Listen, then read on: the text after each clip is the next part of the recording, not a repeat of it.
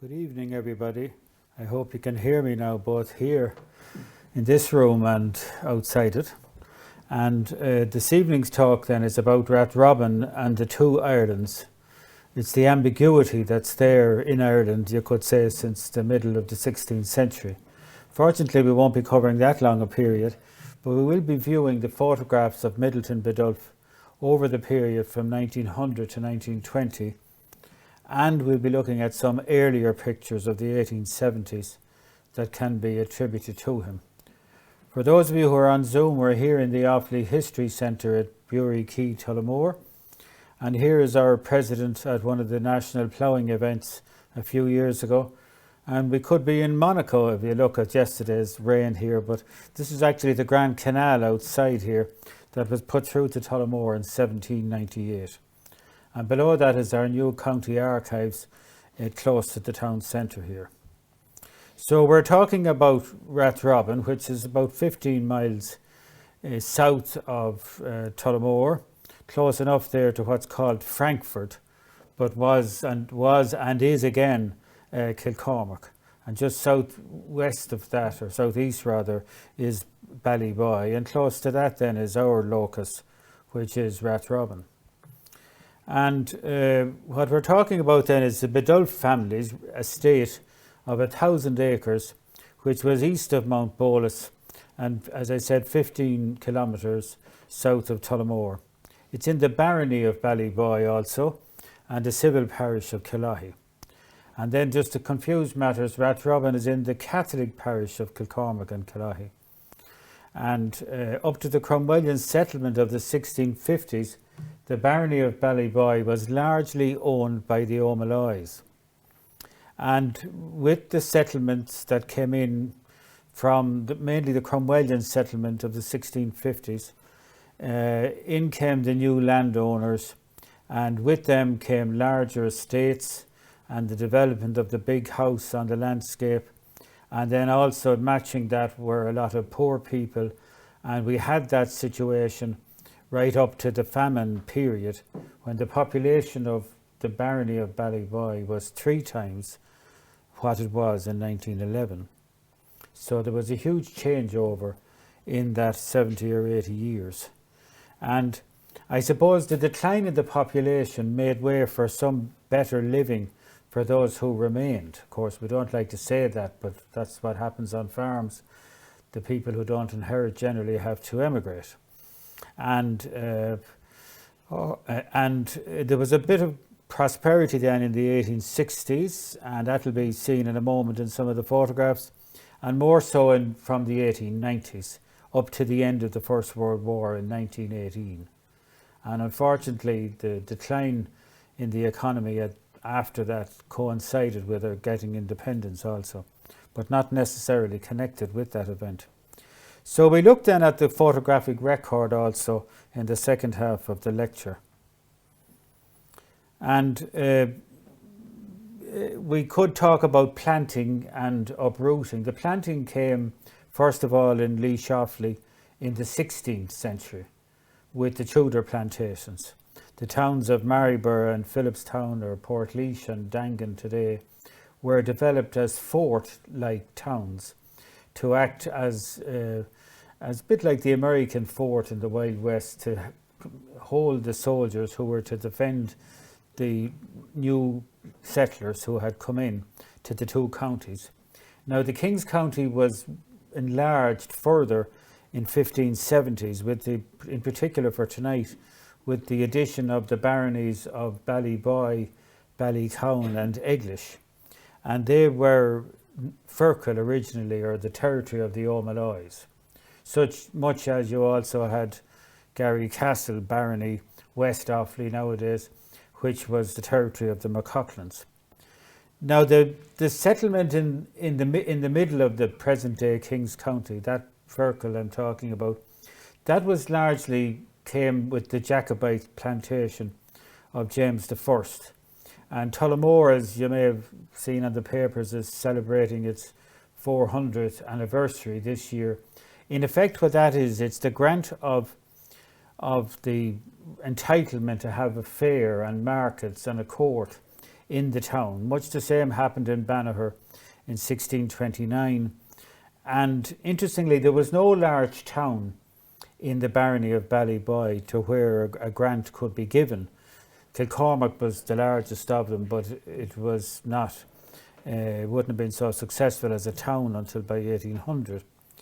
Now, in that 1620 plantation, there was not so much taken off the natives, maybe 1/4. But there was a lot of skullduggery went on in the following years with Wentworth and with new settlers, and people were diddled out of their lands. For example, Charles Malloy from Mountbolus area complained that during the plantation his father, being but an illiterate man, did not know how to make his rights known to the plantation commissioners, and consequently the family lost some of their land. Then, of course, there were people who were aggrieved about the change of ownership, naturally enough, and they rebelled in 1641.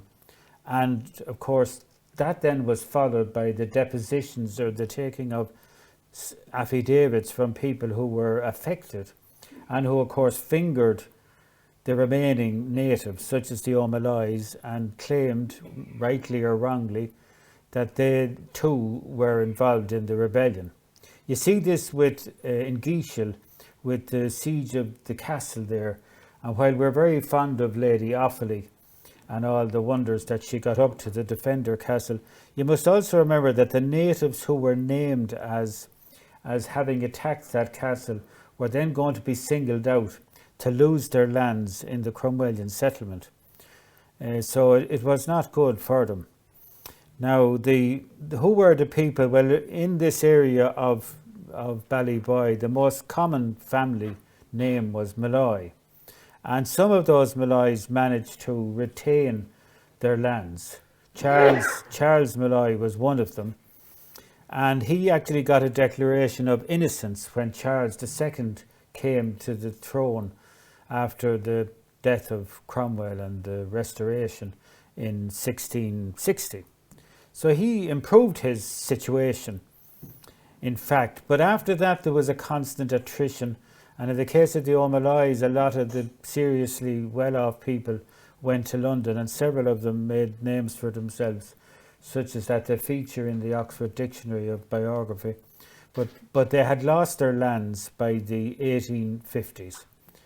Now, interestingly, old Biddulph was very keenly aware of the fact that the lands that he owned and others had come from the native people like O'Maloys. And he had a great sympathy with what he called the folklorist, who were telling him of these stories of times past.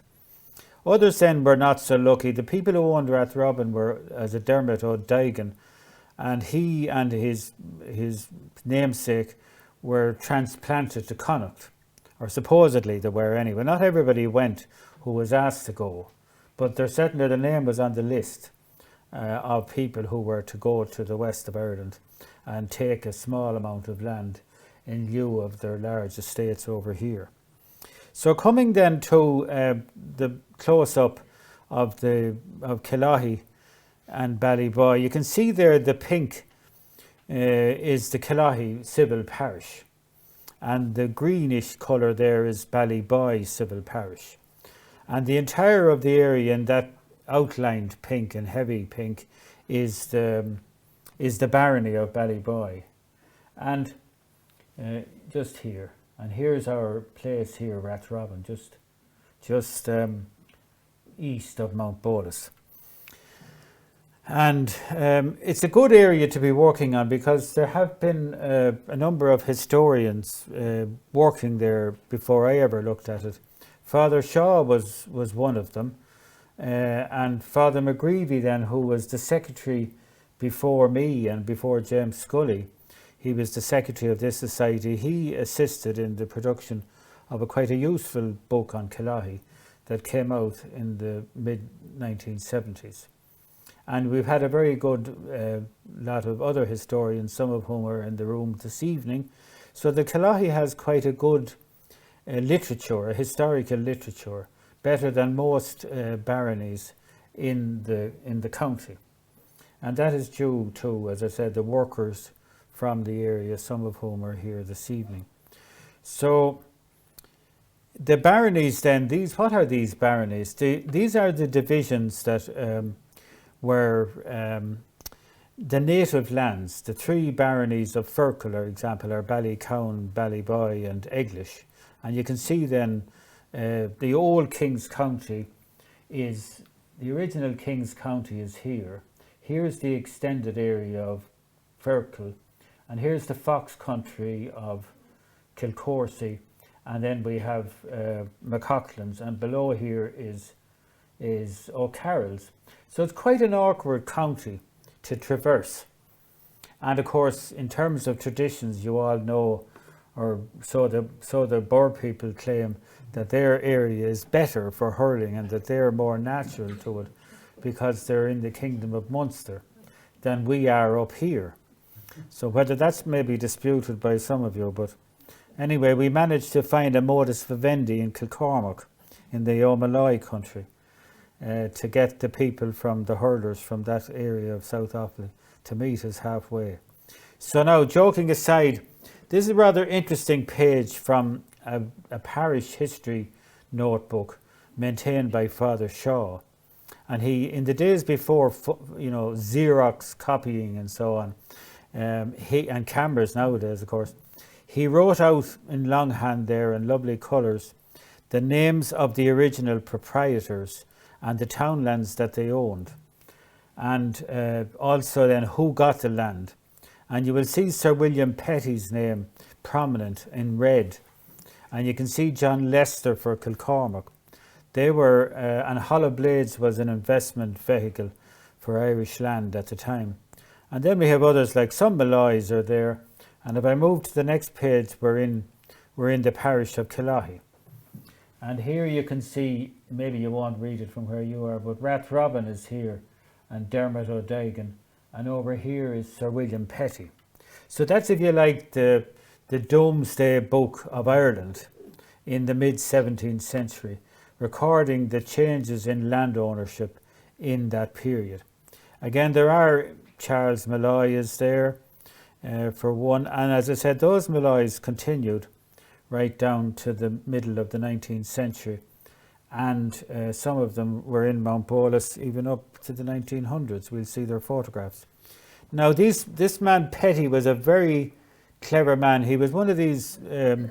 He was an intellectual with a business head, and he was also adventurous. And when you put all those together, he was a doctor who came to Ireland to work in Cromwell's army, and he was only here a wet week when he offered to map the entire country to help to pay the soldiers, to find land, to pay the people who had invested in Cromwell's army coming over here, and the soldiers who had fought. And within 2 years, he had the whole country surveyed and reasonably well done. He had 1,000 soldiers to help him, and all of these people had a vested interest themselves in securing the mapping of the country. And then it's a bit like buying an apartment in Spain sometimes, where it's managed for you after you pay the capital sum.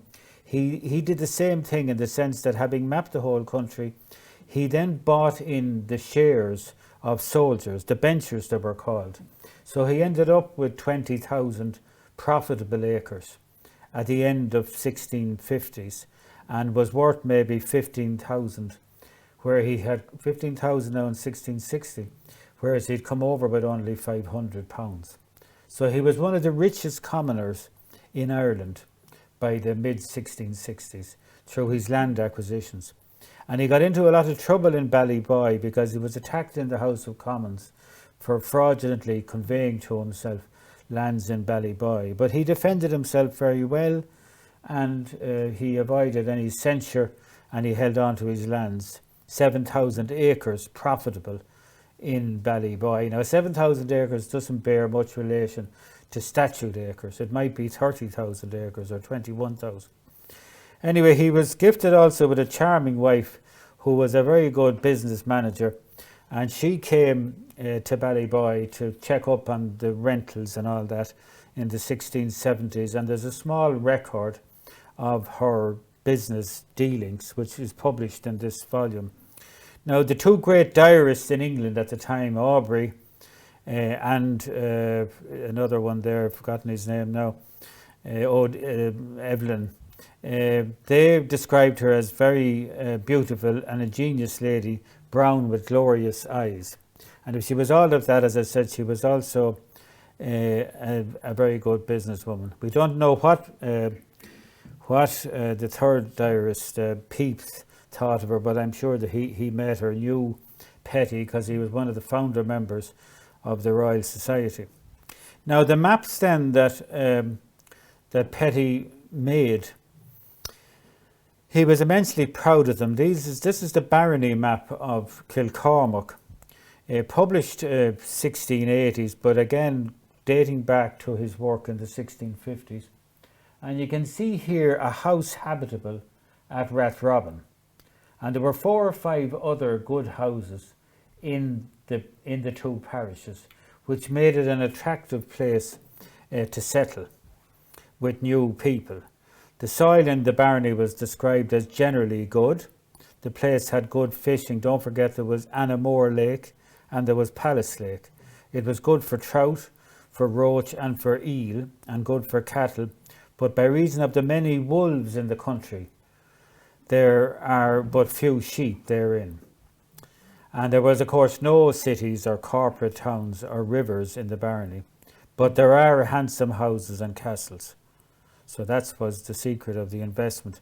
Now, that's another extract from the county map from Hibernia Delinatio of 1685 showing Killahy.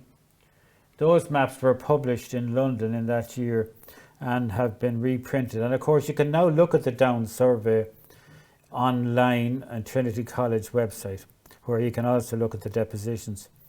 These are the affidavits of the unhappy people who were upset in the 1641 rebellion. Now, over the other side then you can see Taylor and Skinner's map of the 1770s. And here you see the big house landscape. You have Mount Pleasant, which is a ruin today, was a very fine house in the 19th century. You have Palace Park, which was ruined by 1840 due to the big wind.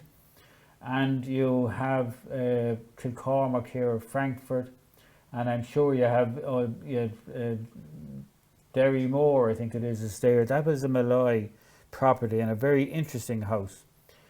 And you have Mountbolus here.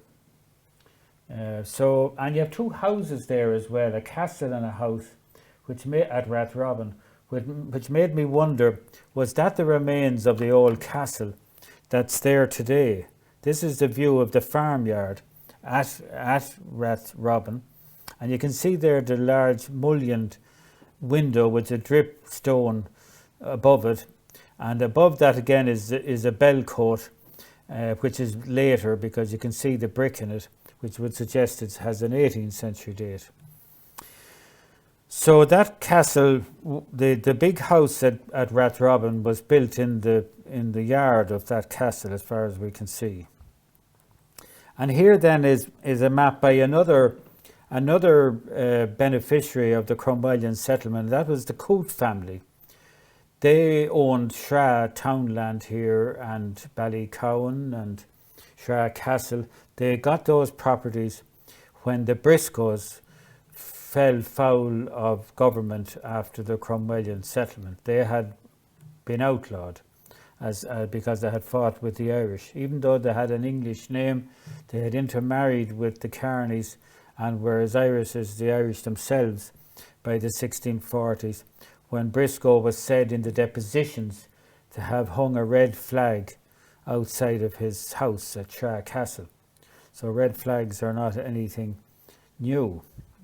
Now, for some of you who may be interested in the canals here, you can see the course of the canal as far as Lainally from Tullamore.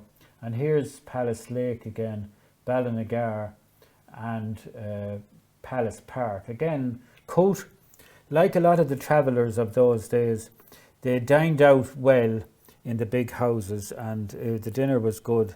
The paragraph in the book would be also good.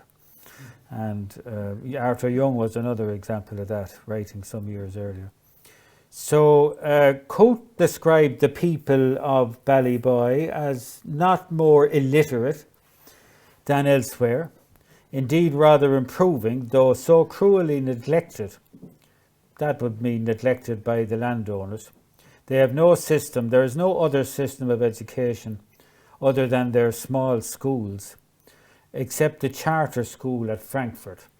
And the charter school, of course, was prison-like. It would be, the conditions in those were worse than what Dickens would describe later, and eventually it had to close. It was described by Howard in an inquiry in the 1780s. He said, "The poor cannot be said to want industry in Ballyboy, as they all assiduously seek it." And of course that was the common trope in the early 19th century, that what we needed was not workhouses but places of industry. And of course that's what was needed for a long time after that. Now coming back to the geography then, you would be familiar with coming in from Screggan by this route, and then if you come in from Blue Ball, you'll come in this way into Blackline Cross. I mentioned that because the church is here on the estate of Mount Pleasant. It's not in Mountbolus. And you know, Mountbolus is a small village today, but had it been planned properly, you could have had the green and you could have had the church in the village. And I said the church, I mean the Protestant church at this time. And you could have had more facilities to make it more of a town or a village. But you didn't have that. And that was because of the division of ownership, which we'll come to now. You can see there in Mountbolus the long fields going up that almost meet the entire of the village. It's as if the townland is designed to incorporate all of the Bernard estate. The MP for the county, who was not that popular in Killahia or in Lynally afterwards, was Owen Gortacurr. And it's probably he that had allowed the houses to be built there, possibly to increase the number of voters. Because if people had a freehold type of lease, they could vote in an election. And of course they had to vote in public until 1872. So voting meant votes for the landlord and helped to get into Parliament. So that might be why this is designed that way. But you can see Rathrobin comes almost to the boundary of the old village, but not including, which was a pity for Mountbolus. Because had Mount Pleasant and Rathrobin been built, or the village been built nearer, it possibly could have meant that there would have been a better designed village in Mountbolus. You had that now in Ballyboy and Kilcormac, but not in Mountbolus. So the old, the house itself, of course, is here, and the lake is shown there on the 1838 map. And then you have all the magnificent plantations, which was very fashionable at the time. And by 1870s, Biddulph was to spend a lot of time and money in tree planting. So how was the population then at the time? Well, you can see there Ballyboy's population in this map by Arnold Horner, for which I'm very grateful. You can see there the population was smaller, it was 6,500. This now was in 1813-21. Now it had gone up to 9,000 by 1841 and back to 3,000 by 1911. And you can see Ballycown to the north, the yellow there, was much more heavily populated. That was because Tullamore was the county town and would push up the population. And ditto down in Ballybrit in the Borough area, where you also had a large town. In fact, Borough was the largest town in that period, and the oldest town, the oldest real town in Offaly between the 1620s and the 1850s.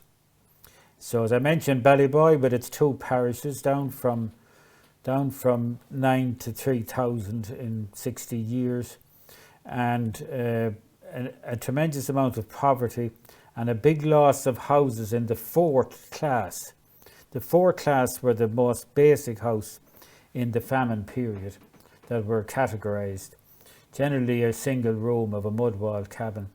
And the people in those suffered an awful lot or tremendously in the famine years, and they were the people who either died or went to the workhouse or emigrated. Such that in Ballyboy in 1841 you had 585 houses in the 4th class, but you only had 133 10 years later. So 400 almost of the 80%, you could say, of the 4th class houses were wiped out. And that's the note of it there.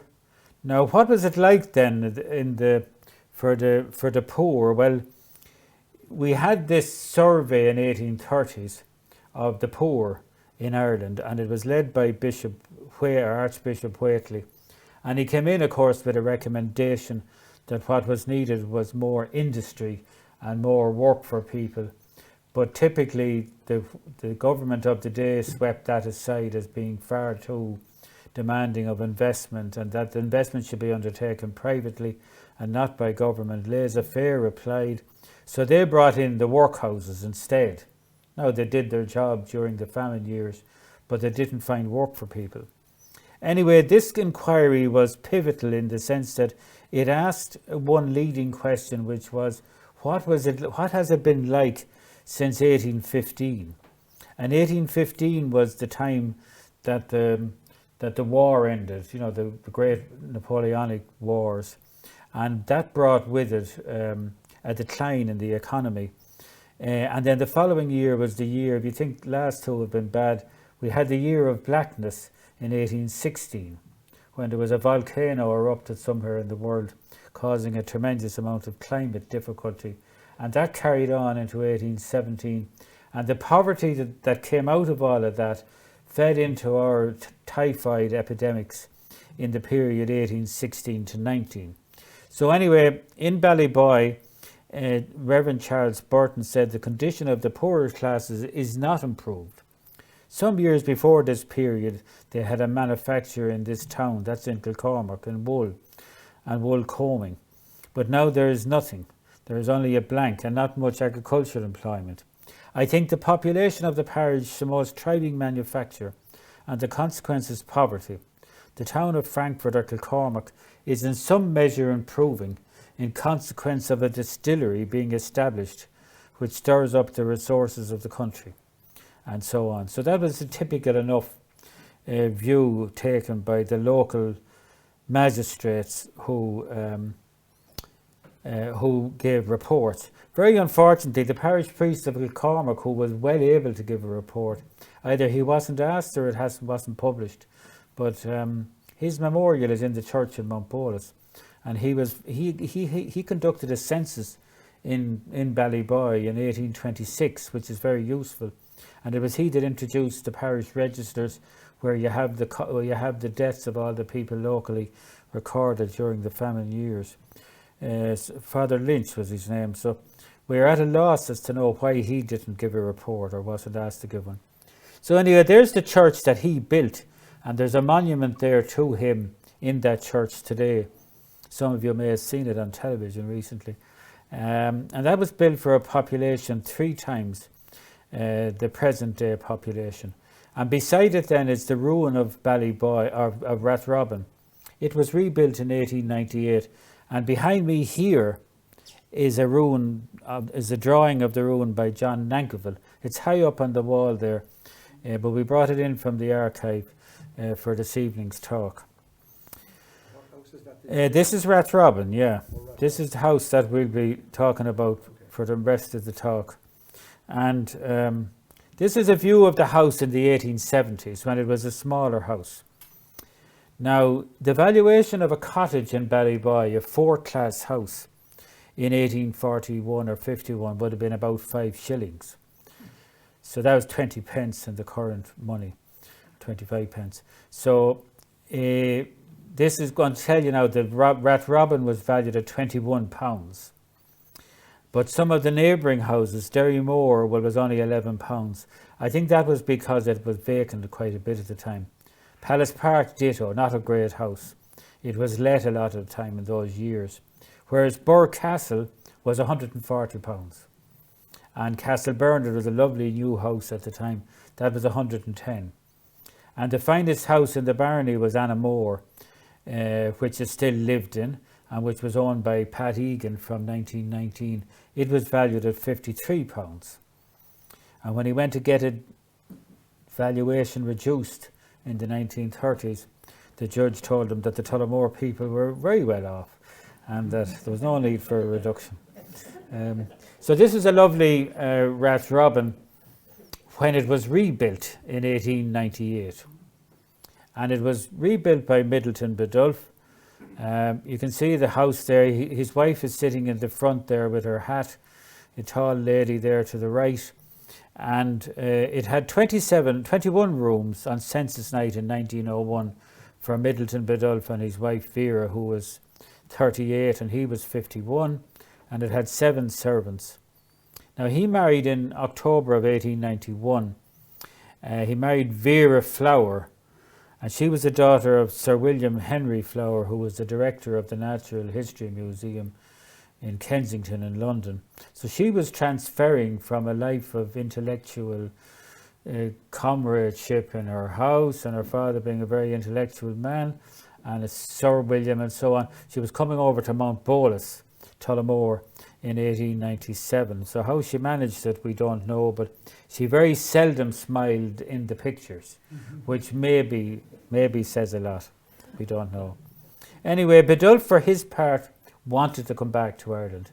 He had been in the army from about 1868. His father died in 1868. He was one of 3 surviving brothers and 2 sisters. And he and his 2 brothers got commissions. You bought your commission in the army in those days until 1871 or so. And so too did his brother Middleton and his brother Frank. So and then he came back to Ireland in 1896, and he immediately, very like in Jane Austen's novels, he immediately got married before he came back, or sometimes, as in Annamore, Captain Fox got a wife when he arrived back. And then they participated in public affairs.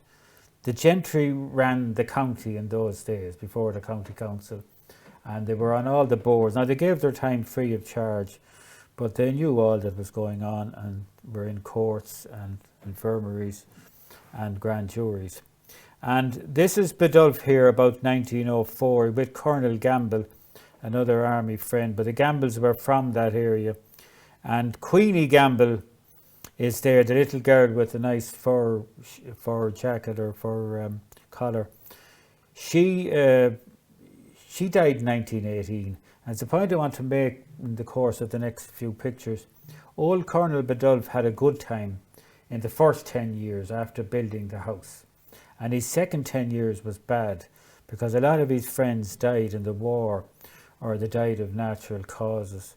And he seemed to go through a succession of misery from about 1916 and 1915 to his own departure in 1921. That's the Hall of Rathrobin, which is a picture which was given to us by a member of the Flower family. And it's on the right there. It surprised me because there's a lot of old militaria of hunting in it. And Biddulph, while he did shoot a bit, he was of course in the army in quite a number of stations, and he brought home all these souvenirs. This is him when he got married there in that picture, and her family. Vera's here as a younger woman, just here. She always had a dog with her, and here she is here. And this is Sir William and a wife. And that young man there now was killed in the war in 1915 or so, her brother. And his own brother then, Middleton Biddulph's own brother was somebody said he hunted every day and he went to church, he rode to church on a Sunday. He was always on a horse and he was in charge of the hunt in South Offaly until 1897 when the Ormond people under the Earl of Huntingdon, who lived in Sharavogue, decided to go their own way and hunt with North Tipperary as well as South Offaly. Anyway, this man, Assheton Biddulph, He and his brother came into an inheritance from an uncle living in England in the 1890s, and that was the money that allowed them to restore or to rebuild their houses. And that house is still standing there. Moneyguyneen is opposite the Kinnitty Castle. And you can see old Biddulph there, as there's now is Assheton Biddulph. You can see him there with his hunting horn in 1896. And then when there was the row with the South Offaly people, led by the Earl of Huntingdon, there was a lot of unpleasantness in the newspapers, and the Tribune greatly enjoyed the discomfiture, not so much of Biddulph, but of some of the people who were in opposition to him.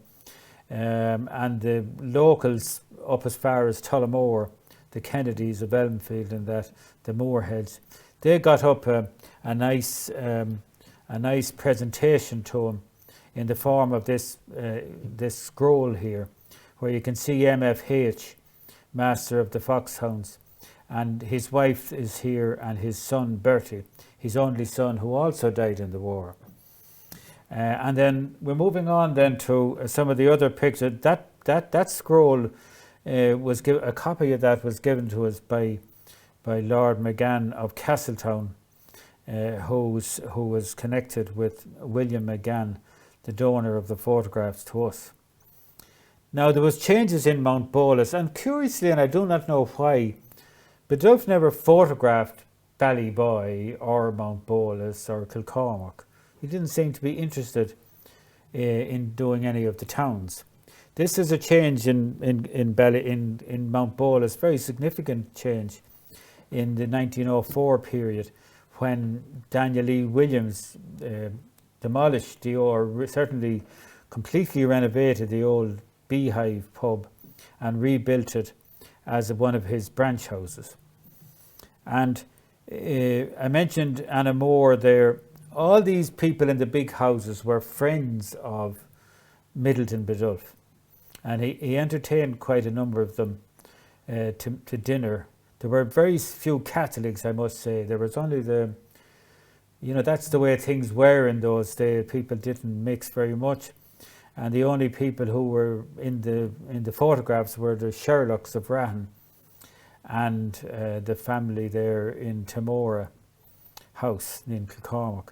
So that's Anna Moore there, that was sold in recent years and was lived in by the Phillips family, and before that the Egan family, and before that the Foxes. The Foxes were a family from Longford. The other picture there with the big house on the hill is Kilcullen Castle. Now the real castle is actually here. The old Kilcullen Castle is just here. This is the modern one, which was renovated for Trench when he and his son became the agents in the 1850s and reorganised Kilcullen. And of course their difficulties in modernisation, putting out people and all that, evicting people and getting better tenants for the estate, would lead to the burning of their own house then in 1922, because there were people who were on that job who remembered the Trench episodes of the 1860s and 70s. Now the Blackline Church then is there, and you can see in the picture there Colonel Biddulph's driver in those days was Paul Wallace, and I'm very pleased to welcome his grandson here this evening. That's outside Blackline Church, and it's a wonderful picture of the local Protestants gathered before service or after service at the church in Blackline, which has not been used for service since the 1980s, and happily is looking much better today than it did in that picture about 1990 or 1985. Now I mentioned all the friends that Biddulph had. This is an important group photograph. Some of the people in that include the Craigs of Tullamore, who were the rectors here, father and son, Sterling de Courtesy Williams, who was the rector in Durrow, and then you had Enid Mulock of Ballycumber. They were another significant family. You had Morris O'Connor Morris, who was the son of the old judge, And you had the Bannons of Brahil Castle. They're the only Catholics in it, I think. And you had Isaac Williams, who was the manager of the Bank of Ireland, and others then that we needn't go into.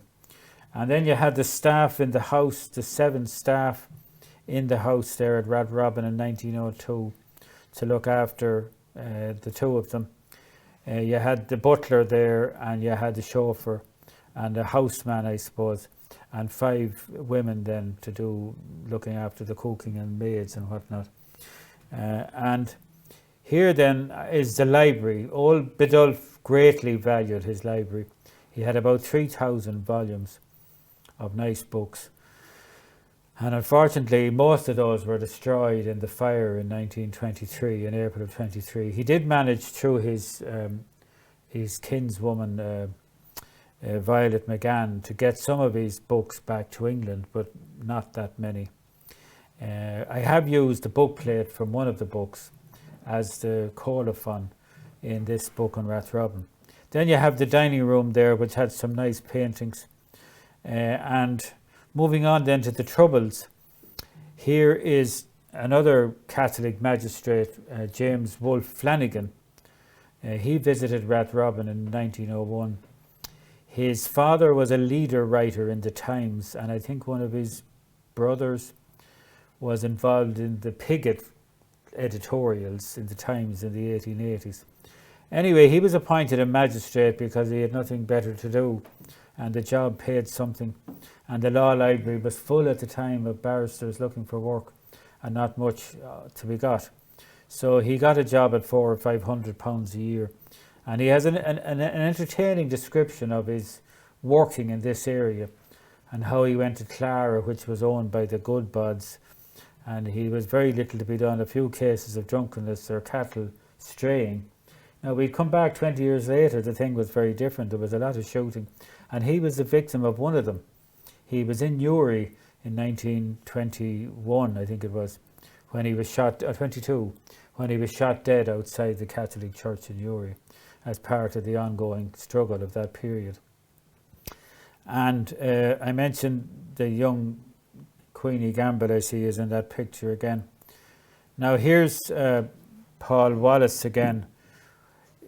William McGann described him as my granduncle's major domo, and he's there with butler John Slattery, and the man with the goggles there and the gloves is Lewis Goodbody, the solicitor, who had a business in High Street in Tullamore and lived in Drayton Villa in Clara, and he was one of the great motor enthusiasts in those years. And the Goodbodys generally, their cousin had, James Perry had IR1, for example, and some of the early meetings of the motor industry, if you like, the local representatives of it, were held out in Clara. So then another interesting personage there is, in that picture, the man with the peak cap in the front was associated with the Scout movement, and that's Baden Powell. He was a relation of the Flower family. And the picture on this side then is another interesting one. The Sherlock brothers are in it. David Sherlock is there, and Gerald. Now the Sherlocks were a Roman Catholic family from Rahan Lodge, and were the sons of barrister David Sherlock, who was a very interesting man in his own right. And both those sons fought in the First World War, as did their brother Eddie. And Gerald was the first person from this county to be killed in the war in August of 1914. And he was also the first man from the county to fly a plane, and probably the very first to have a licence to do so. Now, I did say that old Biddulph didn't take any pictures of Mountbolus, but of course he did take a few. I was thinking more of street scenes. But this are the children, the national school children in Mountbolus in 1901, which is probably the first photograph that was ever taken of young school children, possibly in Offaly as a whole.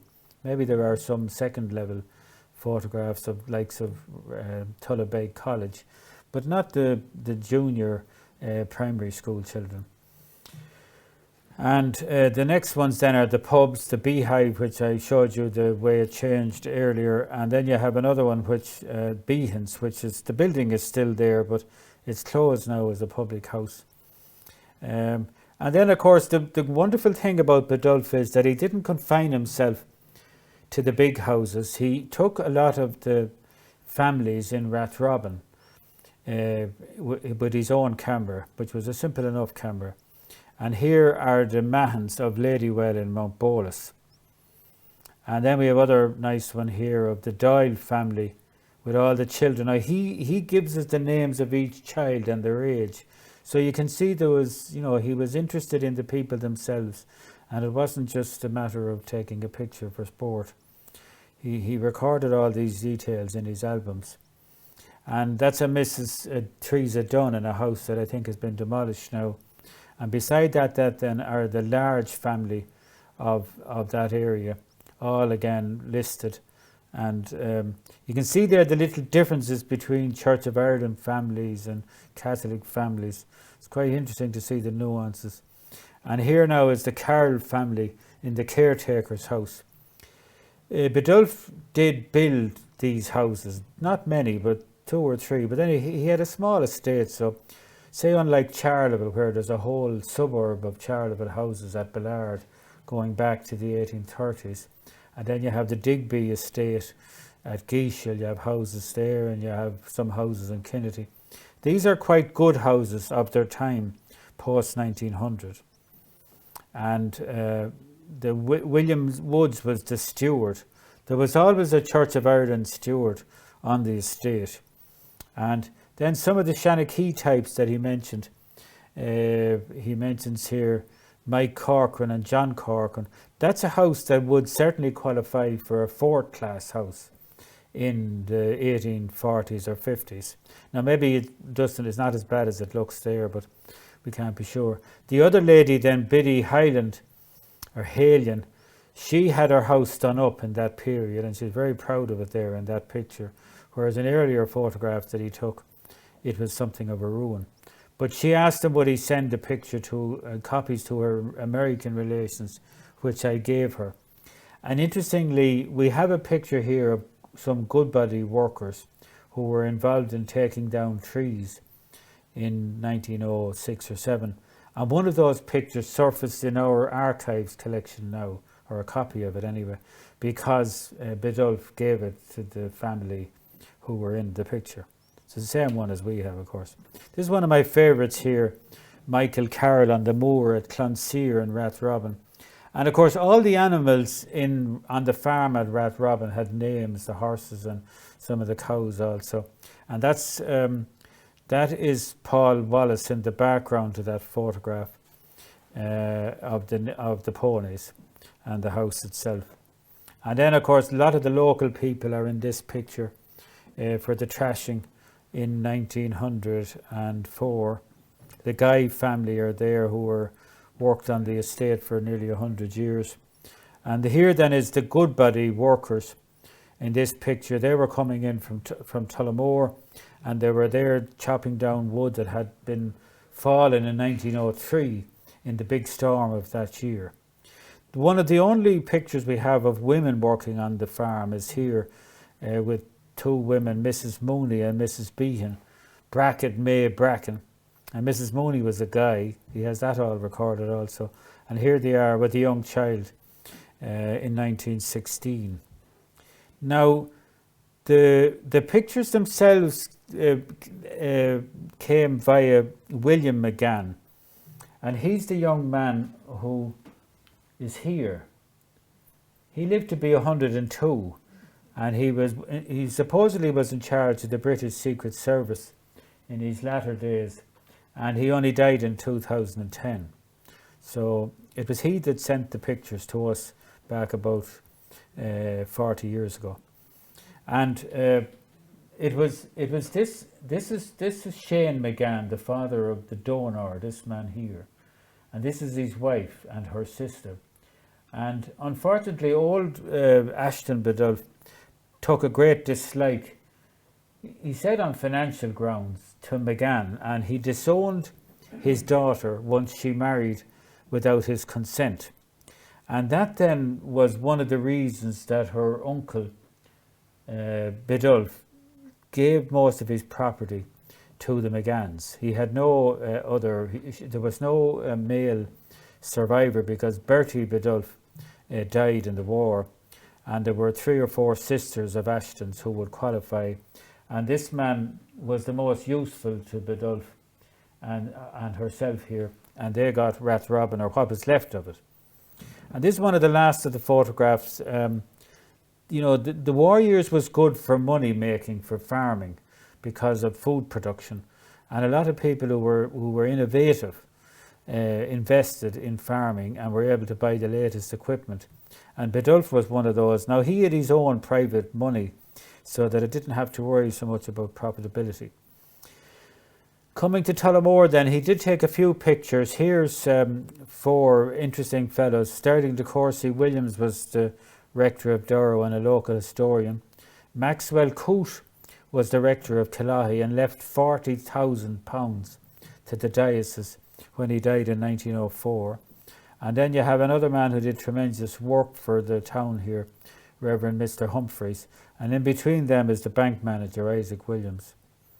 He also took pictures of buildings and castles. This is Shah Castle with the remains of the thatched house, and the lovely castle that was in Ballycumber up to the late 1950s. And then you can all enjoy Palace Lake there. He has nieces here by his sister, the Anderson sisters, and one of the O'Connor Morris girls. They're another interesting family. 7 children, all unmarried in 1901 in the census, living with their parents, and mostly dead by 1921. The lake itself, beautiful there. Another wonderful castle there, Kilcullen. This was the great Kilcullen Castle that was built around 1649. We visited the ruins of it with James Scully not so long ago. Now, some of you will have been to Bellyfinn. I don't know how many of you will have stayed the night, but here we are in 1904, and that's one picture that Vera is smiling in, because she's with Sir Charles Coote there, the owner of the house. And again, all of that changed in 21. All of that was gone, and it became a Jesuit novitiate, and not a patrician rather, and later a hotel in recent times. Another early photograph then is this one of Sharavogue. Could be like Oscar Wilde there, but that's Frank Biddulph. He married one of the Colcloughs of Wexford, Tintern Abbey, and it was said that he had nothing on to his good looks in 2000 when he went down there, and it wasn't a very happy marriage, 1 child of it, and he died young. Now that's the earliest wedding photograph we have in County Offaly. It's in this collection, but probably was by Chancellor of Dublin, and that picture has the 4th Earl of Charleville and his sister, and the sister was getting married, and the 4th Earl had just become that, but he died a year later. I mentioned the Sherlocks. That's them on the steps of their own house in 1901. And then the famous Dean Craig is on this picture. He had a cycling accident in 1902, and he retired as a rector after that, and his son succeeded, who was here till 1929. British, you'll probably have been up in Clonaslee, Bennetts House. Today some of the outbuildings are being restored. Here's the O'Connor Morrises with Morris O'Connor, who was the son of the judge. Kinnitty Castle, you will know. Here it is here with the Anderson sisters again, Vera, all in their Edwardian clothes. And this is the 4th Earl of Ross, who died in 1908. And this is a Mr. Bennett from Grange. And here is the lovely Gartnamona, or Mount Pleasant House. Another place that you may know is now a nursing home there, Gallen Priory in Ferban. And then Dora Abbey with the 3 stories on the house. And old Norbury successors here had just added that porch in 1914. I sometimes like to think that house now has been bought by the state twice, because they paid for it after it was burnt to have it rebuilt. and now we're paying for it again. We bought it again in 2003, and we'll be paying for it again soon to have it restored. This is the wedding. This is a pivotal point in the family. It's the wedding in 1913 of Bertie Biddulph, and it's at the house in Kinnitty there. And unfortunately, the groom and one of the other close members of the family both died in the war the following year. And this is Montgomery Hitchcock. Michael, he's not in that picture now. I thought he was. He's in another one like it, which I haven't here. He's the son of the film director who made it big in Hollywood, Rex Ingrams. Now, there was a degree of, when it comes to work, of course, there's always a degree of sharing. And here we are with some of the local women are intermixed here with the middle classes and gentry for the purpose of getting together war materials to assist the soldiers. So there's a few pictures like that where the classes meet, but it's generally in the course of some workman-like operation. Obviously, after 1914, things greatly quietened, but this is the colonel on one of his birthdays in 1916 up at the Cut in Clonaslee with Paul, and Paul is driving in one, and then the colonel takes the other picture. This one here, for example, where they're up in the Cut, and then the colonel is taking that one, and Paul is taking this one. And these are among the last pictures. Now, this is a rather sad story of Violet McGann. She was a sister of Shane McGann, the father of William, the owner of the picture, so his aunt. She was attacked out in Kilcullen in 1924, rather roughly, and left to die or whatever in a bog hole, where she got a lot of paint or some kind of unpleasant product poured down her neck because she'd been carrying on land agency duties at Rathrobin. And by that stage, there was a great anxiety to get rid of the Biddulphs, I suppose, and get the remaining land. So she suffered from that and was compensated later in an English tribunal, but was said never to have recovered. But now that could be a story. Lots of people who get big damages recover. And anyway, this is the colonel again. This is the last picture in the collection here. This is the William McGann again with his father in about 1919. I think he was born in 1908. And this is Johnny Mahon today with Johnny Butterfield, taken in 2021. And the last pictures then, the albums of pictures, where are they? I heard at another lecture here, people asking, where is the material for your talk? That is some of it there. There are 12 albums of pictures in Offaly archives. And this is an inventory of the silver, which besides that it has notes of Biddulphs on the family history in Rathrobin. And then we have the video, which was made about 9 years ago, which is quite nice. And then we have McGann's 2 books. This is a very good read. And so this one is more personal and quite interesting too, about the breakdown between his father, or his mother, and his grandfather, the Moneyguyneen people, and the loss that he felt as a result of that. And then if you're very unhappy about that, you can always go and have a drink in Dan and Molly's, and you'll meet the charming hostess there, Molly, here, and you can view all the lovely antiquities that are about the public house there. And you can always bring with you a copy of Rathrobin and the Two Irelands, so that you'll have a little bit to read while you're there.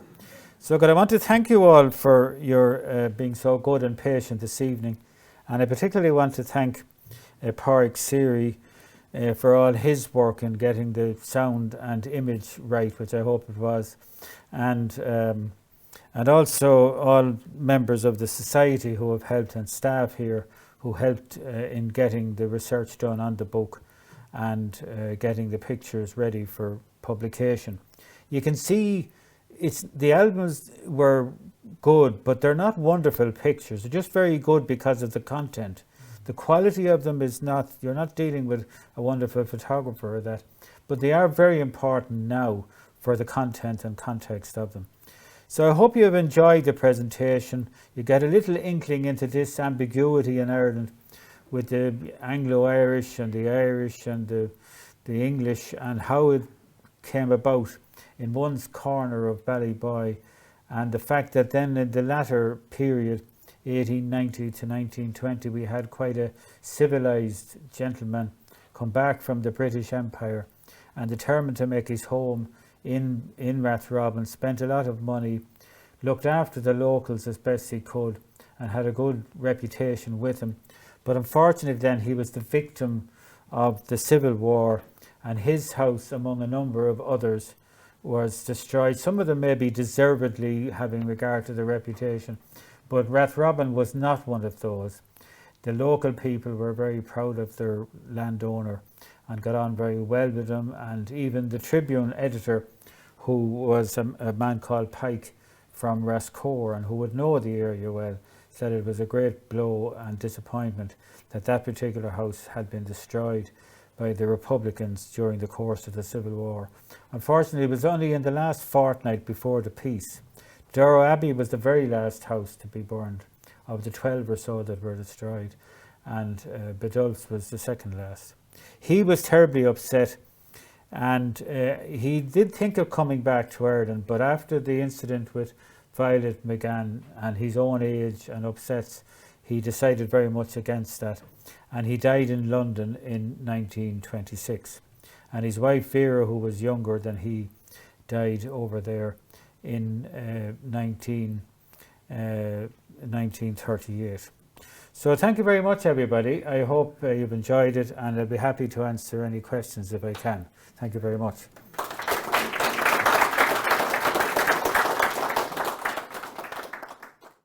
Now this is Paul Wallace, a grandson of Paul that we saw in so many of the pictures here.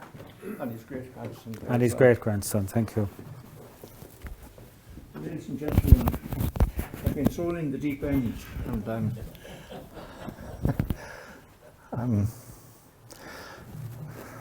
right, my great-grandfather, the father of Paul that was in that, he got married in Hertford, Connecticut in the 1840s, and when the famine was here in Ireland and people were emigrating in their millions to America, he and his wife came back to Ireland.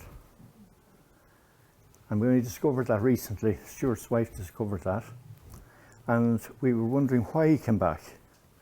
And we discovered recently that the Coots that own Bellyfinn, which is one of the largest estates in the country, heading over into Galway, they brought him back to Ireland to build the wall, to supervise and take charge of building the walls round Bellyfinn. And he was given a house when he came back to Ireland in the 1840s, and that was my great-grandfather. Then my grandfather that's in that was of the next generation, and he wasn't the eldest, and he didn't inherit the farm, which is right beside Bellyfinn, and he then went to an estate somewhere in Tipperary, and then Biddulph brought him up to Rathrobin as a coachman, etc., and that's how that came about. I don't know whether anybody knew that before, but we've only discovered it recently. I remember my father, long time afterwards, it was in the 80s, I was told something that my father, the son of Paul Wallace there, my grandfather had 4 children, 3 girls and a boy, and my father was the youngest. And during the 80s, there was the H block, remember, in the north, and Bobby Sands, and the wouldn't eat food, the hunger strike, and things looked very bad. And I met somebody, I won't mention names, in town one day and said, are you worried about trouble coming down to the south? I said, no. Are you not? I said, no. And why not?